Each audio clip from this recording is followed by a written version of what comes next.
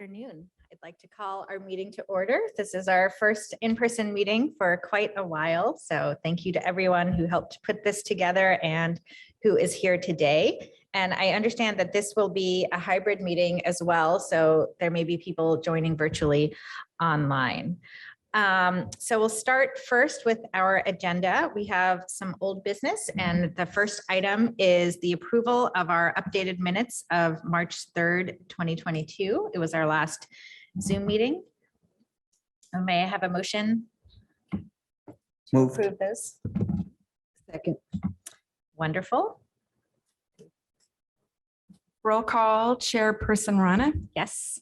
Clerk Brown, Yes. and Board Member Proxy Hal Turner. And your vote is? I'm sorry, I did not hear you. We're taking a vote on the motion Oh, and your yes, aye. aye. Good job. Thanks.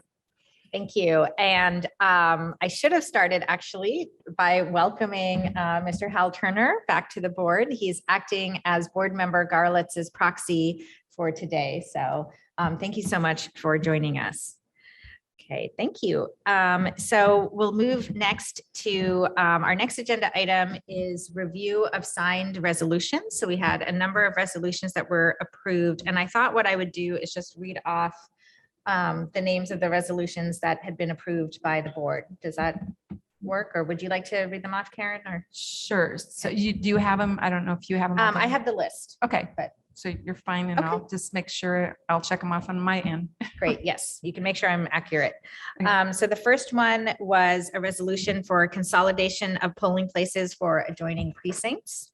The second one was a resolution for one inspector for precincts that shared one location.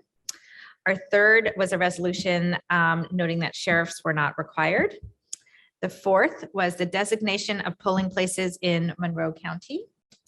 The fifth was a resolution for IEC 9. And our sixth was the IEC 10 certification of LAT testing. So, and all of those motions or all of those resolutions were approved by the entire board. Could I ask a question? If people are watching from home, how could they see a copy of these? That is a great question. Are they online on our website, or what is the best? I'll direct this question to Karen. We normally do not post them. If you want me to post them, we can. That's up to the board, I understand. I don't have an issue with that, or they're welcome to come to Election Central and Yes. request to see a Yes, signed copy. yes, absolutely. I always have that, and my That- door is always open. Right. But you might want to call me ahead of time if it's during early voting, because I'm down at the new location most of the time, but I will certainly Absolutely. set up an appointment for anyone that wants to see any of the resolutions at any time. Normally I'm in the office all the time, but early voting this time is kind of taking me down a different trail here. But we'll talk about that later, I guess.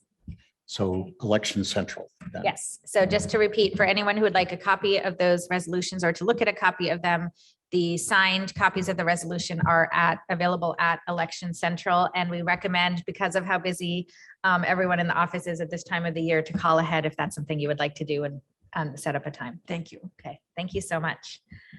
Okay, so we'll move to our next item, which is the voting space allocation update. And for that, I'll turn it over to Clerk Brown. Thank you. That is the same message as previous election board meetings. I have no update regarding voter space allocation from the commissioners. What I do have is the architects who came to do the space assessment, they did give us an updated version, because when they came in January, we ran out of time. So at that time, they had not seen where we have our storage facility. They had not seen where our equipment is stored. And so they came back and did a revised assessment, and they have given some new renderings. But with early voting at this time, we have not had an opportunity to review those. And so I've seen them. They're lovely. They took every single one of our needs into consideration, but we can't give them the true diligence they deserve until after the primary. Thank you. Okay, thank you. And do we need discussion on that or should we proceed? Okay, I don't see a need for discussion. So we'll move on to our next item also for Clerk Brown, discussion on the clerk's proposal for the 2022 satellite voting. Absolutely. We have had some longstanding polling sites that when they were sent the questionnaire, they were not able to serve as polling sites this time. So we have gone down to 28 election day polling sites for the 2022 primary. I'm pleased that Bloomington High School North came back into the fold. They had been a polling site under previous clerk administration. And so the new principal and his team have generously agreed to allow us to use Bloomington High School North, for which we are incredibly grateful. But we did lose friends, and I believe that proxy Hal Turner can attest to this. We did lose Free Methodist, and Yes. we did lose the UU Church. We thank them for everything that they've done for us to date. This is not the right time, as I understand it, for them to serve as polling sites for us. But there's no animus. It just isn't the right time at this time, and we hope they will consider us again in the future. Thank you. And is there discussion or shall we move forward? Okay, so thank you. So we'll move now to our new business and we'll start with updates from Karen Wheeler. Right. Do you wanting to know about early voting, I'm assuming? So it has gone extremely well. It is also pretty slow, but it's really the same as if we went back 4 years ago. I don't think it'd be much different than the other primary in the midterm. It's the big spaciousness has been wonderful. Definitely would be more fun if we had more voters. So if I can get more voters to come in, that would be wonderful too, because it's just the excitement of having people come in is wonderful. Did I say wonderful enough times? Sorry. It is a wonderful thing. So I think Nicole has Clerk Nicole Brown has all the numbers and she may want to share those. Is there anything particular you want to know? I think just to reiterate that we have early voting has started and we encourage everyone to take Yes. advantage of that. And the times, of course, we're open from 8 o'clock to 6 o'clock, Monday through Friday, most of the time, but on the 15th, we are closed because of Good Friday. So it's this week, Tuesday through Friday, next week, Monday through Thursday. Then the last 2 weeks would be Monday through Friday, 8 to 6. But then we also add Saturday, and that will be from 9 o'clock to 4 o'clock on both of the Saturdays before election. And then we have the Monday, which is right before election, that Monday for only a half a day. So from 8 o'clock until noon. So you get to be able to come in and vote right before then. And then it's that turnaround, getting things ready for the poll sites for election day. And if you miss all of that, then you go to your poll site on election day, which is open from 6 in the morning till 6 at night. Well, thank you so much. And I also just want to thank everyone here for all of your hard work in making all of this possible and putting it all together. And I understand you just also trained a whole new set of poll workers as well. So, so we really appreciate all of that. So thank you. I guess next I'll turn to Clerk Brown. I believe you have some updates and items as well. I do. Well, first, I'd like to supplement the things that my election supervisor offered in that I asked for an update as of 1 o'clock. We have had a total of 123 people to vote early. On the first day, we had 63 voters. On the second day, we had 55 voters. And then you do the math, whatever the difference is between that and 123, that's what we've had as of 1 o'clock, for which we are incredibly grateful. I also have information that a mass mailing went out last night, and as of today, we have receipted in 449 mailed ballots that have been returned to us.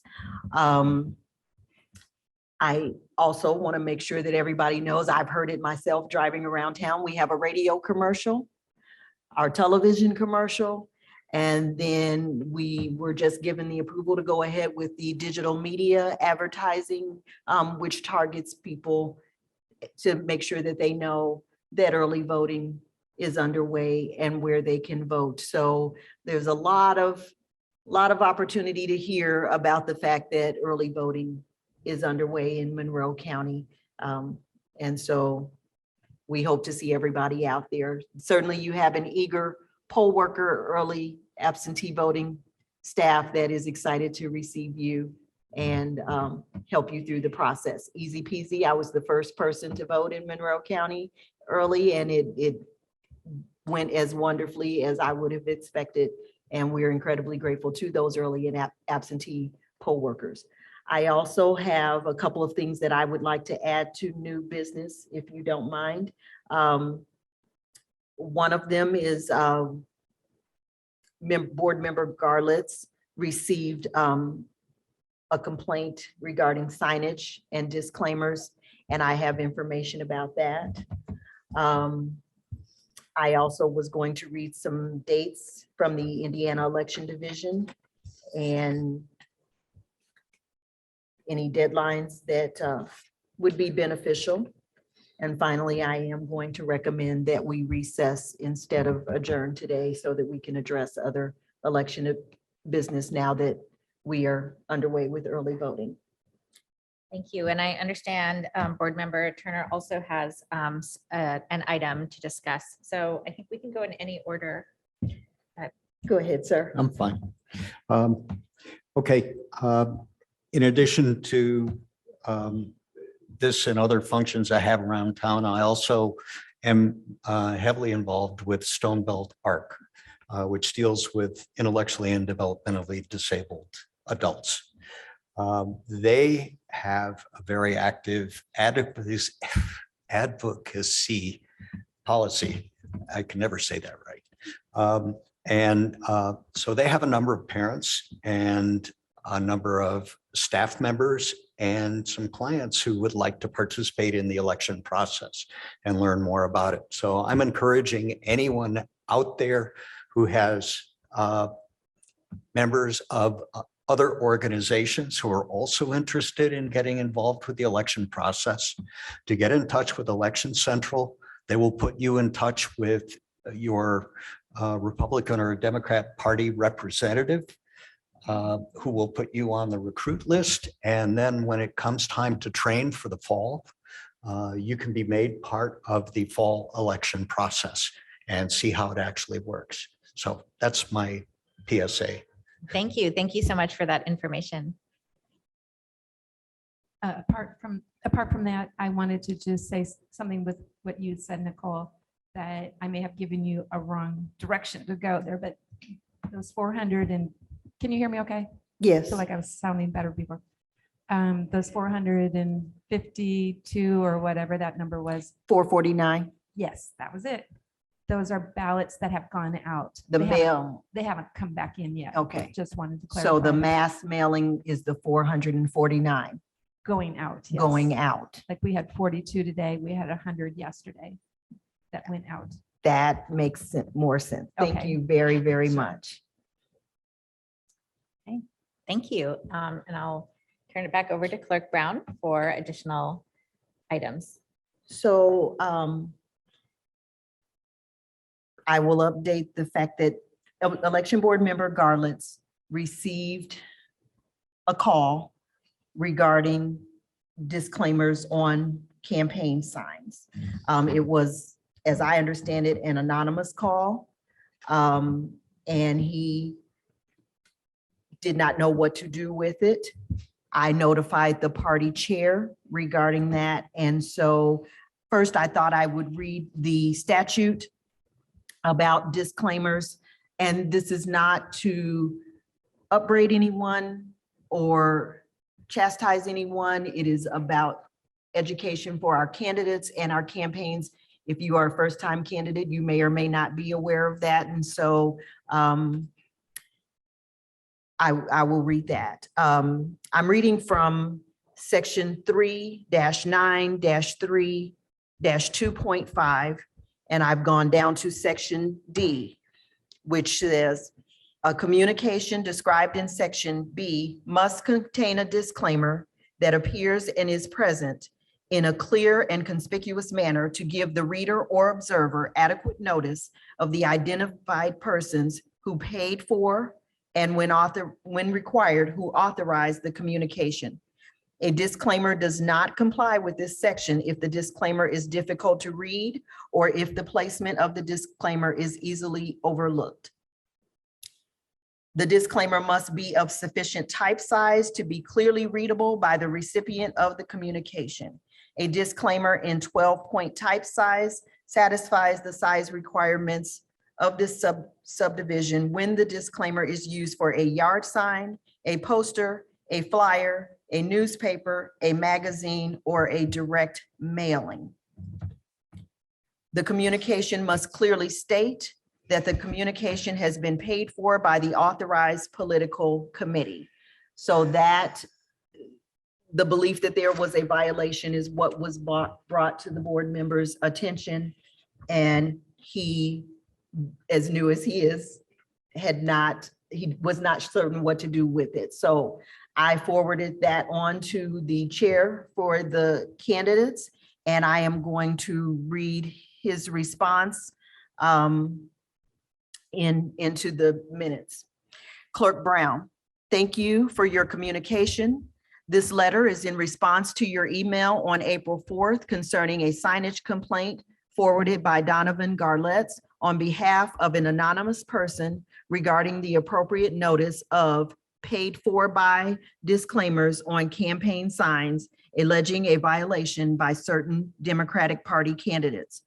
We believe that there is no violation of Indiana Code 3-9-3-2.5 Section G with respect to disclaimers on their campaign signage. As party chair, I have conducted my due diligence in speaking with the candidates who had allegations made by this anonymous source. Furthermore, I asked Monroe County Democratic Party volunteers to verify and document that signage by the candidates has in fact the appropriate paid for by documentation of their signage. Thus, the Monroe County Democratic Party believes that these allegations are unfounded. Attached are images of the campaign signs that clearly show the appropriate messaging for disclaimers. We have asked our election board representative to speak to this matter on the board at its regular meeting date, if even needed. Please let me know if you require any further assistance. Kindly, David G. Henry, Chair of the Monroe County Democratic Party. So this morning or this afternoon, I have provided the board with a copy of that letter, which has the photographs for the candidates. I am not naming the candidates into the minutes. It would appear to me that the appropriate action has been taken. This certainly was, again, never meant to be punitive. It's candidate education, campaign education, that you do have to have that disclaimer. And so unless you have something further, I am prepared to move forward. It appears that any concerns are unfounded or have been addressed in a timely fashion.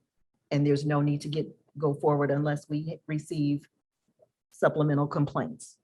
Thank you. I would concur with what you've said and agree that we could move forward. Okay, and then once a month, all of the clerks and parties connected to putting on elections receive something known as the Election Division Dispatch. That is from the Indiana Election Division in Indianapolis. And so I wanted to read into the minutes some calendar dates that would be important to most of us, especially those of us doing election business, but some with respect to candidates. And so the first, we already know, early voting began on April 5th. Tomorrow, the pre-primary reporting period ends for candidates and their campaigns. So any money collected, any expenditures, any monies dispersed, that needs to be reported. And the reporting period ends tomorrow. And then your campaign finance report is due by noon. People always get that a little confused and they want to turn it in before the end of the day. It is actually noon on April 18th. I think it's imperative that you get that opportunity. We try as often as we can to bring that to your attention so that you can get that paperwork in on time. And it is a courtesy. I want to be very clear. It is an incredible courtesy that our election supervisor has notified candidates via email of that so that you can get that in a timely manner to us. And if you have disbanded your campaign, by all means, we're happy to take that too. But the deadline is noon on April 18th. I'd like to back up because travel board begins on April 14th. And so those of our voters out there who need the assistance of travel board to come to you and help you vote your ballot, or you vote your ballot, but they bring it to you and bring it back to our office. That begins on April 14th.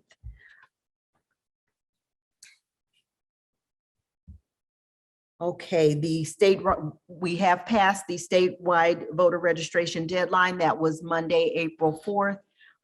That was the time that if you wanted to vote in the primary, you had until that deadline to do that. And we made that clear in previous meetings. I want to also make clear though, for the viewing public, military and overseas voters who use the federal postcard application do have an extended voter registration deadline, and that is April 25th, 2022.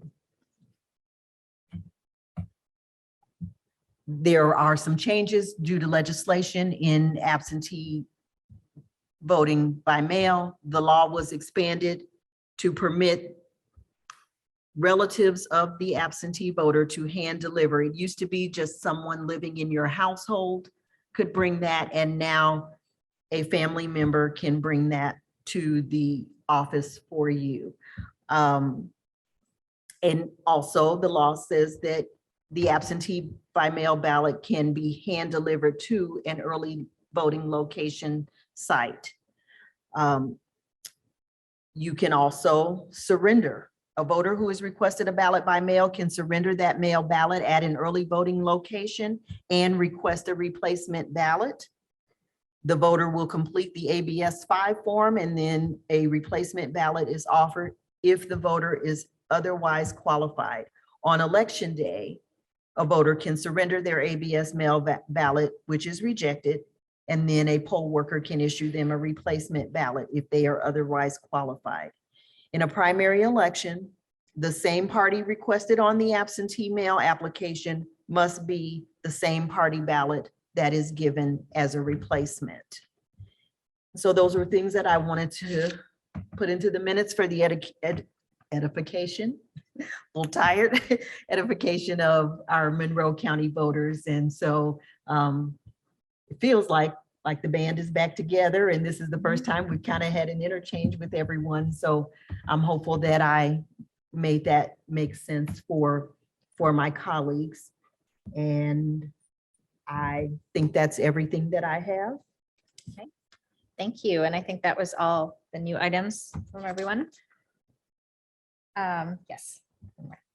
We'll move now to public comments. So I believe we can take public comments both in person as well as virtually, and we'll be doing that moving forward with our hybrid meetings. So I don't see anyone here wanting to make a comment in person. So what we can do now is move to the group of people who have joined us online to see if anyone would like to make a public comment. And I think we can see attendees and panelists, and anyone who would like to make a public comment can use the raised hand function and raise a hand. So right now I see a raised hand from Penny Giffens, if you would like to make your comment. Sure. This is actually, I wanted to know if there was any update on the status of Myra Kinzer's candidacy. there's any information you can share with the public. Thank you. There is an update. Ms. Kinzer was not successful in her court case, and so we will proceed forward with her name not being on the ballot. I'm hopeful.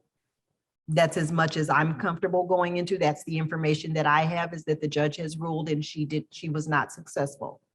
So her name will not appear on the ballot. Do you have any further questions regarding that? No, thank you for your update. You're very welcome. Okay, thank you. And did you want to make a comment or, okay, that was, okay, great. So let me see if there's anyone else who wants to make a comment. You can use the raised hand function on your screen and we'll take a look and see if there are any other raised hands. I am embarrassed and technologically challenged. Is there a chat box that we can see?